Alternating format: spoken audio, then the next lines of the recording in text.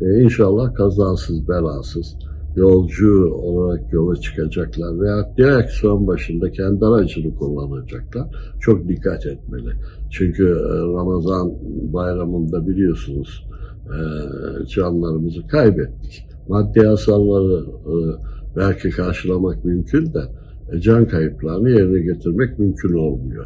Trafik ışık, levha, aynı şekildeki kolluk kuvvetlerin uyarılarına dikkat etmek, arabanızın bakımlı olmasını, yolda kalmamanızı, bayramı bayram gibi geçirmenize mani olacak bütün unsurlardan uzak olmak lazım.